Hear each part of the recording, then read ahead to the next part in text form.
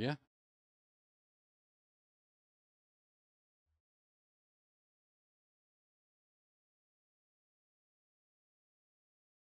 Got to get the special effects turned on. All right. Great. Okay. So we don't want to go too far back, but does anybody want to remind us of what we studied about David since he became king? There's only a couple of lessons back. I didn't go too far.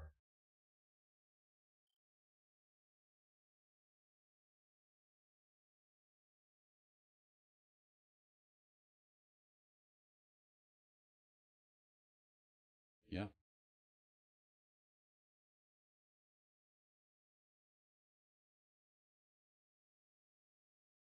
Hmm.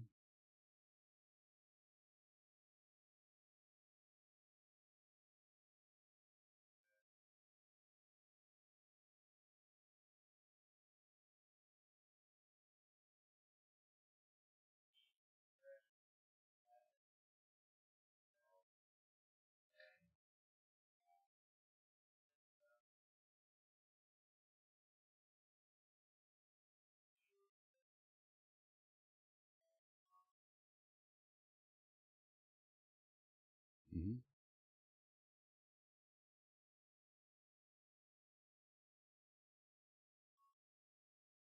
Hmm.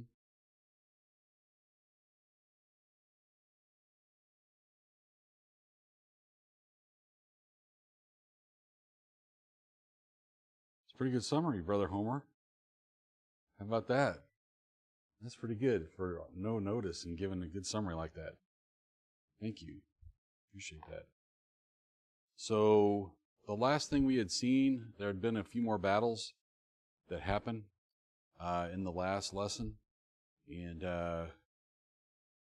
what we saw there was that David won every single time. So, up to this point of David being king, there was not one single lost battle out of all of them. And so, we're going to see a little bit more related to some of that today. We're going to study a couple of different things today. Would somebody like to read on page 25 of our books, the Seeking the Context?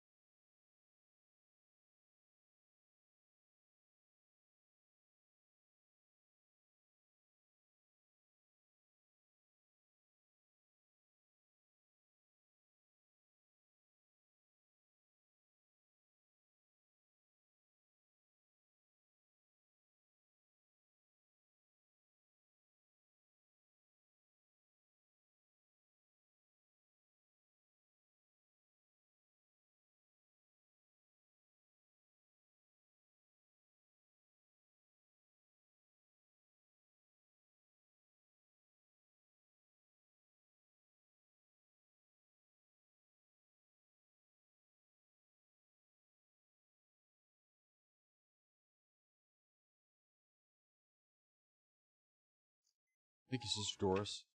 So we're going to study two different things today. We're going to study first about the Ammonite king losing his father and what David does with him. And we're also going to be studying about Mephibosheth, which was a son to Jonathan. And who was Jonathan? Somebody want to remind us who King Saul's son, right? And what's the history between David and Jonathan?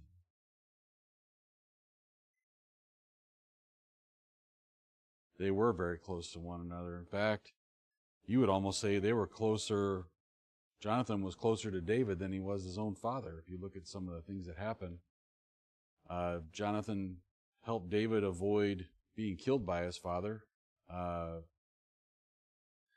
more than once, and they had a friendship that was very, very strong. And so we're gonna read a little bit more about that as we get through it today. But we're gonna see that David showed kindness in two different situations, and the kindness that David is showing is a reflection of the kindness that God showed David. So we saw just in this last lesson that we studied, where the Lord blessed David and blessed David's generations after him. There's really no blessing greater than that we can see that God gave to somebody in the Bible, other than his own son, of course. But this was really something. So here's David. We're going to see a little bit more about him. So let's read about that. Would somebody like to read 2 Samuel chapter 9, verses 1 through 13?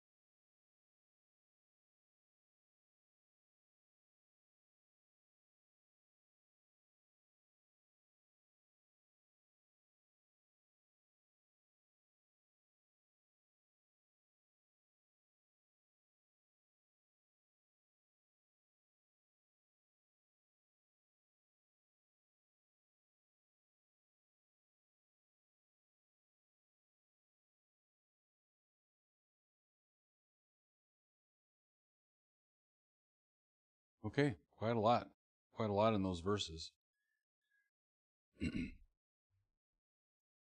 So in chapter 9, verse 1, David said, "Is there any yet left in the house of Saul that I might show him kindness for Jonathan's sake?" And kindness here, I don't know this word, I don't know who it is, but it says hesed, which talks about a loyal love, that David displayed here toward Mephibosheth. And it was truly a love of caring for somebody, in this case, he never even met before, but because of the promise that he made with Jonathan. And so he was actually after not just Jonathan, but anybody from the house of Saul. But he asked the question, and one of the servants from Saul was still around, and David knew him, Ziba, and he asked for him, and he said, "Is there not any of the house that I may call him to show the kindness of God to him?" And Ziba said, "Jonathan has yet a son which is lame on his feet." That was verse 3. So let's take a look at the history of what happened there. So let's go take a look at 2 Samuel 4 and 4. It'll give us a little bit of history. Somebody like to read that?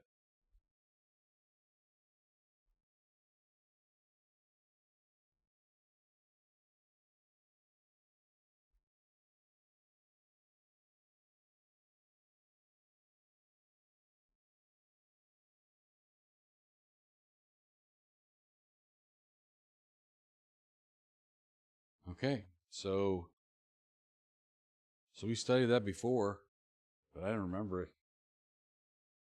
So we're going to remember it today more.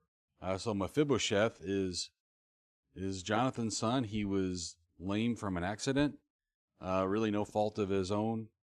He was lame on his feet, and he basically just totally faded into the background. I mean, nobody knew where he was or anything about it, and I'm pretty sure he never expected anything as far as David trying to find him. I think it's probably the last thing he had on his mind. And when he said here in verse 4, "And Ziba said unto the king, Behold, he is in the house of Machir, the son of Amiel in Lodabar." So if you look in some of the information, it says Lodabar means no pasture.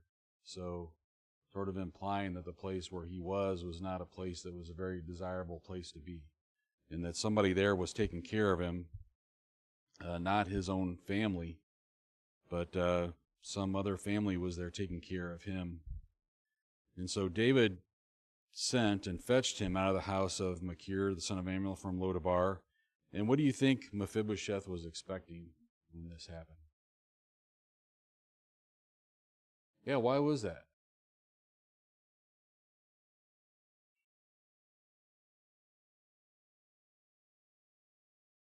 Right.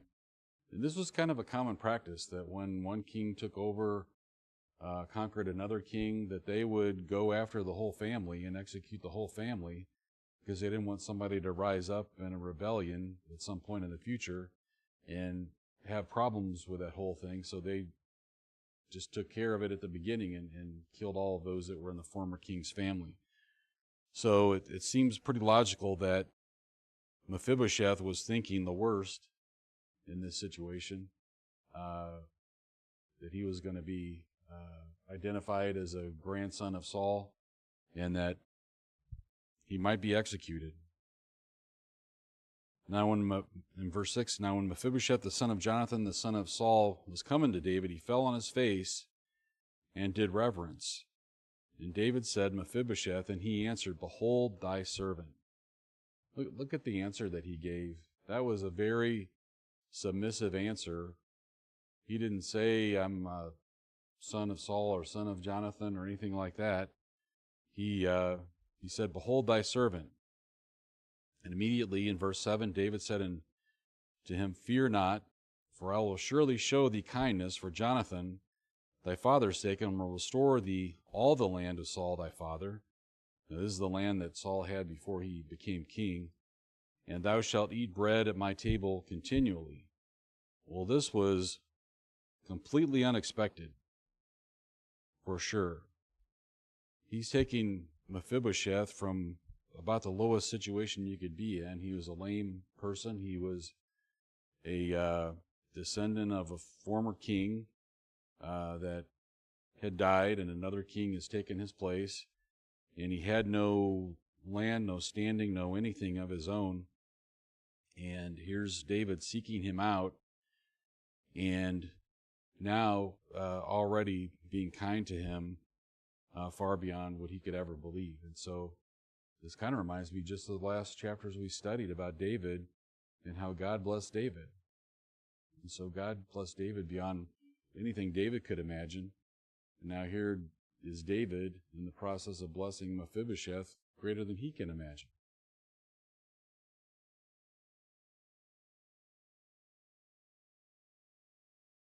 In verse 8, and he bowed himself and said, What is thy servant that thou shouldst look upon such a dead dog as I am? And so dogs were not the same as dogs today, necessarily. They were not looked upon in a positive way, and a dead dog was definitely not in a positive way.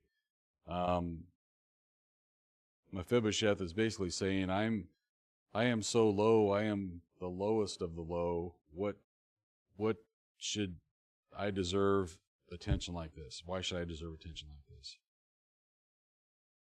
Then in verse 9, the king called to Ziba, Saul's servant, and said unto him, I have given unto thy master's son, so that was, thy master's son, all that pertained to Saul and to all his house.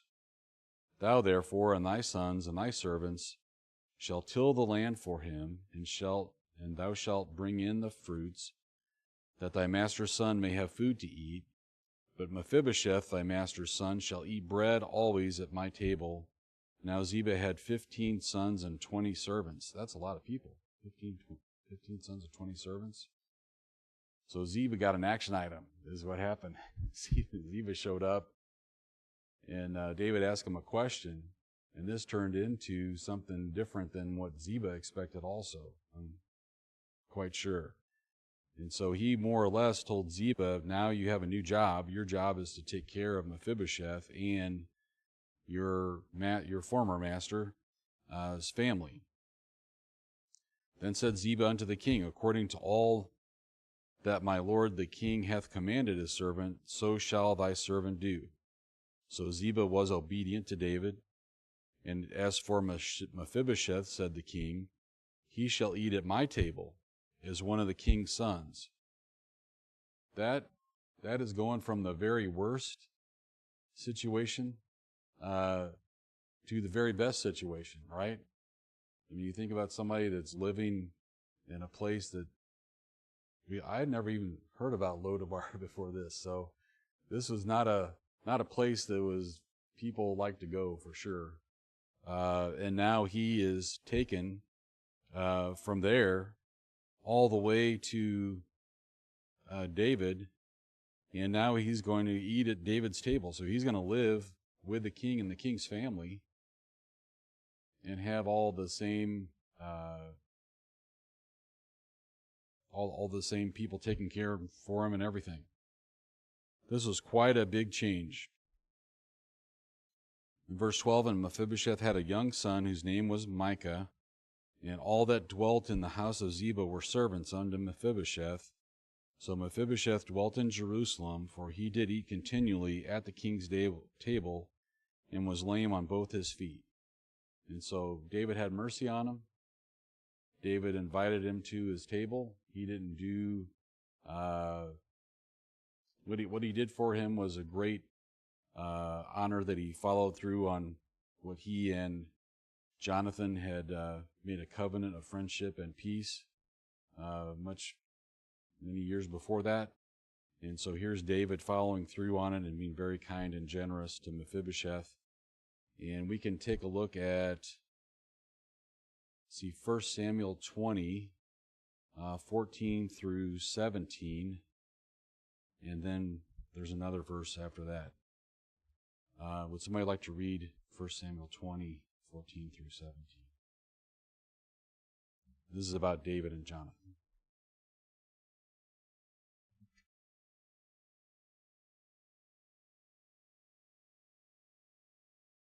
17.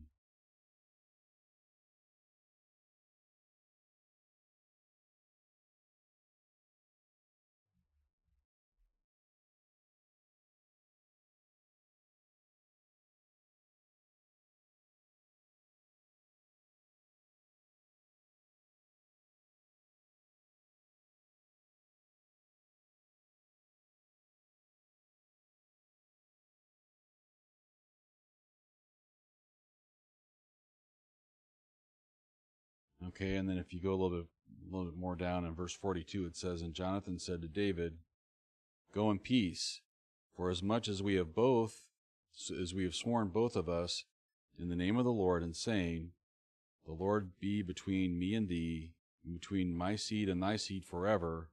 And he arose and departed, and Jonathan went into the city." So Jonathan went his way. Now Jonathan's gone. So David could just say, well, Jonathan's not around anymore. I don't need to worry about this. But I think just like the example of what we saw about what Brother Homer talked about earlier, David was thinking, I got to follow through on this promise that I made to Jonathan, and I got to figure this out. So you can see you can see what David's priorities are. David's priorities first are to unify the kingdom and to get that all together, but do it in the Lord's timing and the Lord's way, because he wasn't going to do it before the people were ready and the Lord was ready for it to happen. And so it did. And immediately they took Jerusalem for the first time ever, made it the seat of government. They put the ark there. And so now David's just going through his list of things that he has been concerned about, and this is the next one on his list. And so he's following through on the promise that he made with Jonathan. And what else can you say about David and Mephibosheth in these verses we just read?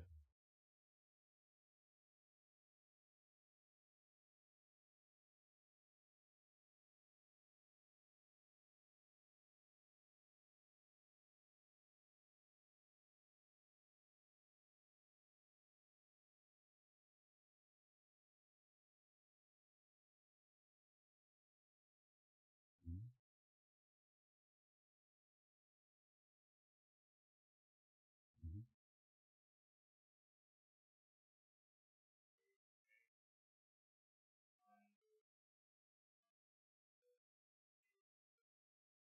Mm-hmm. Mm-hmm. So he made a promise and he followed through with it. So another example in our lesson today of how David is a great role model, not just for us, but for all of Israel at the time as well. They saw what happened. What was Mephibosheth's ability to pay David back?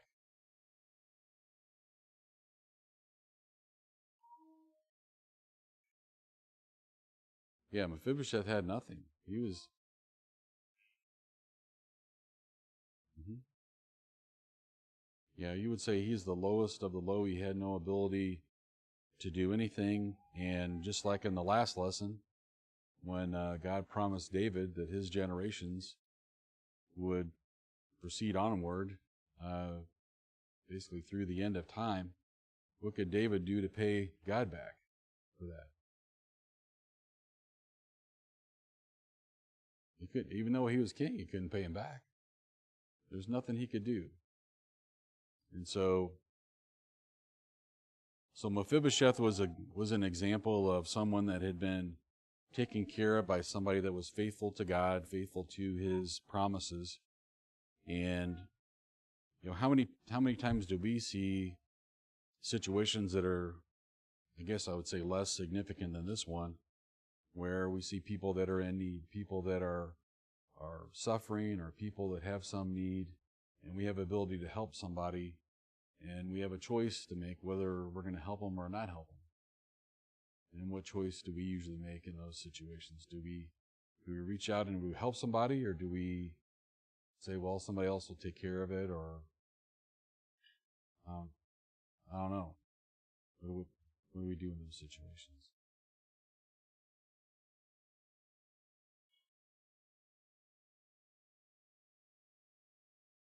Sometimes I pull up to the intersection and there's somebody that's begging for money, and they have a sign that says, don't have any food and all that sort of stuff. And I always struggle because I don't know if the people are telling the truth, that they really are in need and they need help, or if they're just the scammer trying to get some money for doing nothing, but they're begging for money. And so I don't know. That's that's a situation that pops up a lot more even than it used to, and sometimes I've done something. Most of the times I haven't done something. What do you think the Lord wants us to do?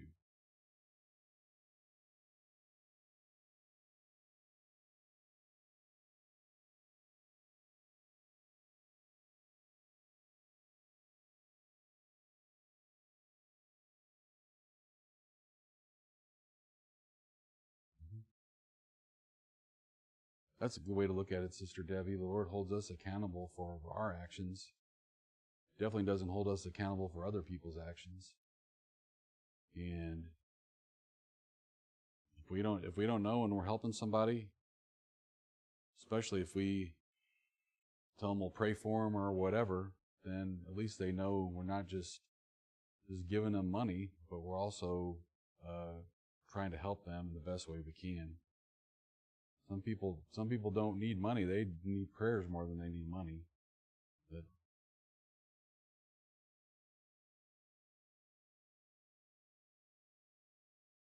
mhm.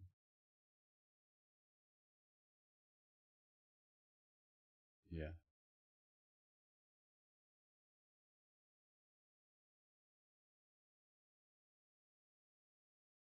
yeah, yeah, and it was great for you to say that we just don't know. We just don't have any idea. We don't know if they're genuine, if they're truthful, if they're actors, if they're we just don't know. We have no idea. We can pray that the Lord helps us figure it out. Maybe He may not help us figure it out. He may just ask us to just act on faith and do something, whatever we can do, and move on to the next situation. Also, we have people that are closer to us that we do know that are in bad situations, not just somebody we met on the road or whatever, or a gas station, all those places, but we also know people in our families or people that are close to us that have needs. Sometimes people don't ask for help. Sometimes people will just try to get by the best they can, and they won't say that they need anything. They won't say that they don't have any food or don't have any money or don't have gas or whatever it is. They'll just try to do the best they can. And so for the Lord to bless us as much as He has, and in this situation, nobody called David on the phone and said, somebody needs help. Nobody brought it to David's attention. David came up with that on his own, only because he was following God. He was following God's will. He was following God's commandments. He was trying to do the best that he could. He was seeking the Lord's help in so many different situations. And this was something that came up because it was one of the natural next things for him to do, was to think about others that were less fortunate, especially from Saul's family. And so I think maybe for us, and I'm pointing to myself more than anybody, maybe we have opportunities to look out for other people that we don't necessarily do it as much as we'd like to. And sometimes it's praying for people. I would say every time it's praying for people. Sometimes we feel like there's not much we can do. We can give somebody a meal. We can give them some gas or whatever. Praying for them might be the thing they needed the most out of all of it. Maybe we're just one person. We can do our part. There's other people that are out there too. I forgot the scripture. I don't have it on the top of my mind, but it relates to witnessing to people, how we can witness to somebody, but somebody else does something else, and that person can be saved. And so how do we know that the Lord isn't working with that person? And maybe they're under conviction. Maybe they've been close to the Lord before. Maybe they are now. But if we try to help them out and pray for them, it's probably the best thing we can do.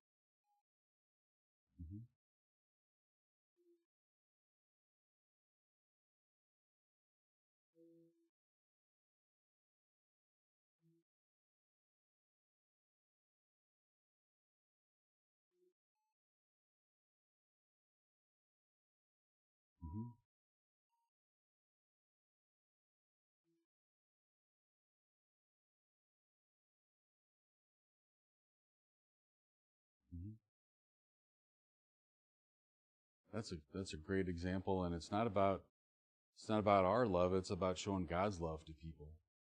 God's the one that gave it to us in the first place, and God expects us to give it to others. Just like David here is such a great role model for doing this. And when David did this whole thing, he was doing this in front of all of Israel. He was the king of Israel. When you're the king, people will say, "Did you know what the king did today?" Right? He's the king over a whole nation.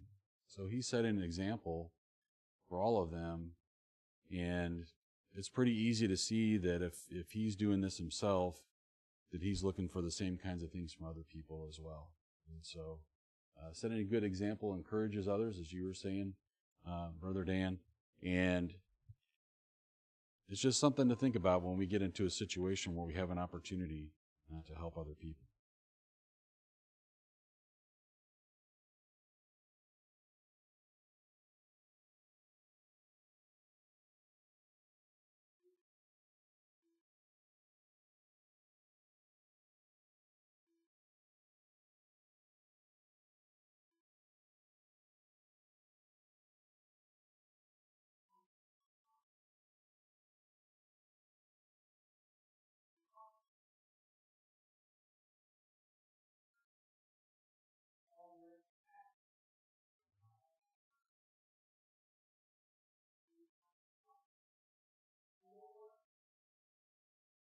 Hmm.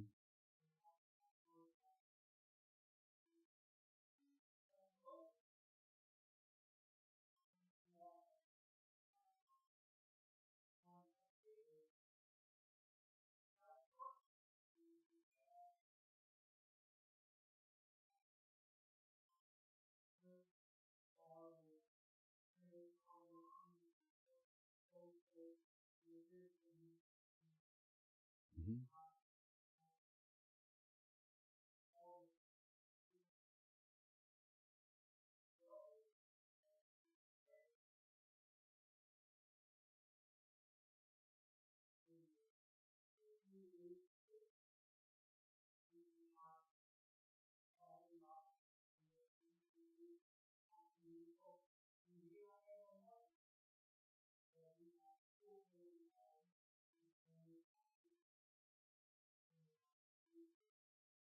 Hmm. Hmm. Yeah. Well, it's important, and we didn't really say this too much in this lesson as we're reading it, but it was extremely encouraging for Mephibosheth in this example to be taken care of in this way. And encouragement is really important, and it's really valuable. And for us to encourage each other, as Dan was just talking about, it's a really important thing, and we shouldn't take light of it. We should think of it as an opportunity to help other people. So let's go to our second part of our lesson. That starts in chapter 10, verses 1 through 19. And looks a little bit long, but would somebody like to read that one?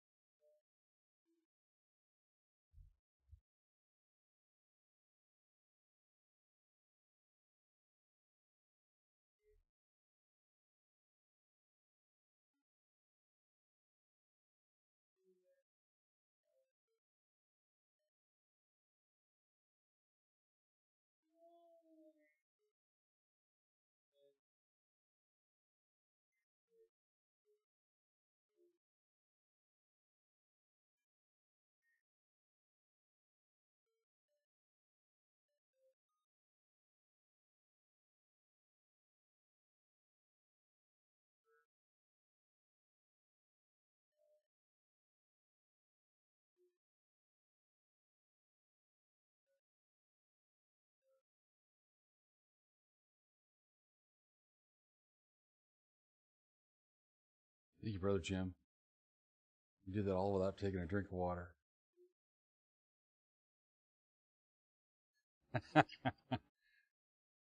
Appreciate that. And so this is, it seems like this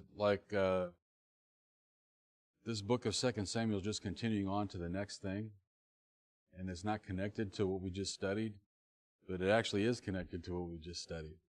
And if you look at verse 10, and it came to pass after this that the king of the children of Ammon died, and Hanun his son reigned in his stead, which means he became the king.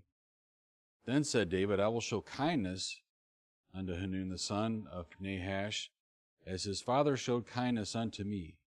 So there's no reference in the Bible that says where Nahash helped David, but we know David was on the run from Saul for a long time, and he was hiding and running around, going all kinds of different places. But we do see here that his father had showed kindness to David. And so in this case, David sent to comfort him by the hand of his servants for his father, and David's servants came into the land of the children of Ammon. Okay, so this verse up above where it says, I will show kindness, that's the same words in Hebrew, but I don't know. Same words that talk about the kindness that David was showing to Mephibosheth. So that was his intention from the very beginning, was to show the same kindness here to the son of Nahash. And the princes of the children of Ammon said unto Hanun their lord, Thinkest thou that David doth honor thy father, that he hath sent comforters unto thee? Hath not David rather sent his servants unto thee to search the city and to spy it out and to overthrow it? And so they lied about David's motivations pretty clearly in this case. They had no other information. They were just saying what was consistent with their own agenda. They had probably looked at what was going on with David conquering all these other nations and said, we're just tired of this whole thing, and we want to take care of this whole thing once and for all. They most definitely had something else completely in mind than honoring David's intentions in this case. They had their own intentions. In verse 4, it's pretty clear that Hanun is the one taking the actions. And so even though David had sent his emissaries, Hanun took David's servants and shaved off half of their beards and cut off their garments in the middle, even to their buttocks, and sent them away. So what do you think would be the reaction to that before you read any of the rest of it? Knowing David. Yeah. I think they pretty much knew what was coming. They knew this was going to be a battle, and they were inviting it. And I can't go through this verse without saying something that my father-in-law had said. When you go hunting and you see a deer and you don't get it, he's going to cut your shirt tail off. And he would say that pretty much every single time, including to me. And I think this is probably what he was referring to. I didn't have a beard at the time, or he might have thought about cutting my beard off at the same time. But this was very humiliating to David's emissaries.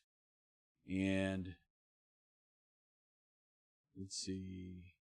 So if you think about it today, these emissaries could have been wearing dark-colored suits and black ties, and they came in a way where they had humility in there to show their respects.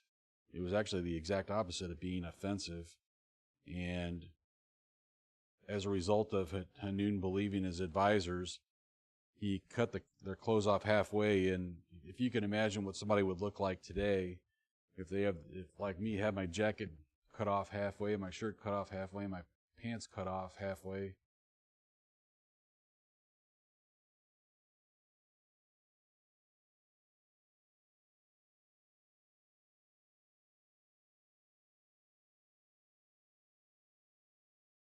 Mm-hmm.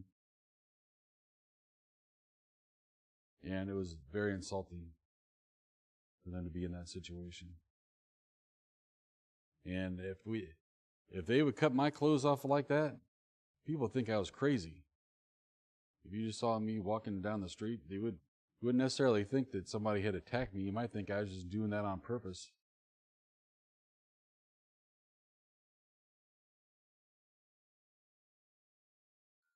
Mm-hmm.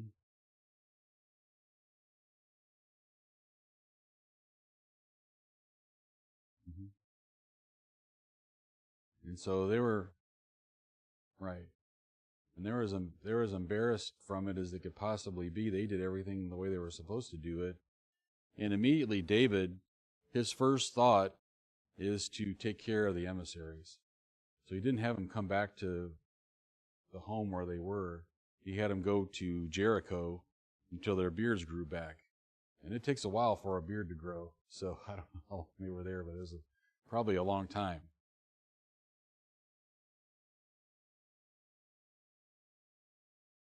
Yeah. Well, yeah, that's true enough. That's true enough. It does depend on an individual. So David told them to go live at Jericho, and what the implication was, he was going to take care of things. He's going to take care of their families, take care of their responsibilities while they were there because he had ordered it. And in verse 6, the children of Ammon saw that they stank before David, and when they saw that, they hired mercenaries. So they started to get a little bit nervous about, okay, now we got them really stirred up, maybe even more than we expected. And so this is definitely going to lead to war, and we need some help in this. So they hired 20,000 footmen, 1,000 men, and 12,000 men. So if I added that all together right, I think that might be 33,000 mercenaries they hired. So if you think of the warriors from Israel, they had fought so many battles so far. So what happens when you first join a military force or join the army? You don't have experience. You're trying to figure things out. You're trying to figure out the weapons and all that sort of stuff. You're also trying to figure out how to work together and how to fight together and how to rely on each other. Yeah, absolutely.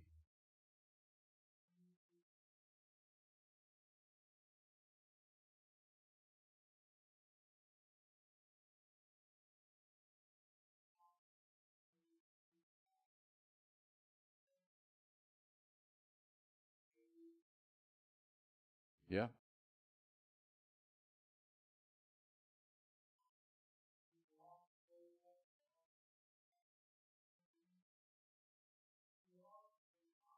right.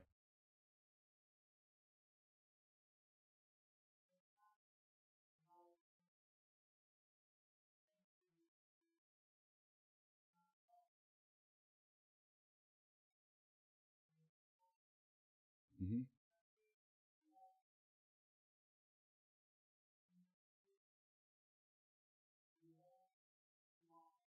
Right. That's exactly it. They all relied on each other. They knew how to do this together. They were battle hardened. They knew what their capabilities were. They knew what they could accomplish, but they also didn't leave God behind. And so they did as much as they could do on their own, but they also prayed to the Lord that the Lord would help them. And that's the reason they were victorious in all these different battles. It wasn't their capabilities. It was because they sought the Lord's help and the Lord blessed them. And so in this instance of them bringing on all these mercenaries, that's a lot. If you think of 33,000 mercenaries, that's not the same as saying 33,000 soldiers. Think about saying 33,000 people from a SEAL team or something. That's what we're talking about. Oh, my time is way off here. How'd that happen? Okay, well, uh, from all of this, David was victorious at the end. We saw that. And the Lord was blessed. David did what he was supposed to do. And even though the odds were stacked against them, You saw that he called the whole country of Israel. It didn't say Joab's men or some other men, Abishai, whatever. It said Israel. Israel crossed the river and fought. So it was the whole country that fought against all these enemies and mercenaries and actually defeated them. So we saw two different situations. In the first situation, Mephibosheth was very much blessed. In the second situation, over 50,000 people lost their lives because of it. Okay. Thank you.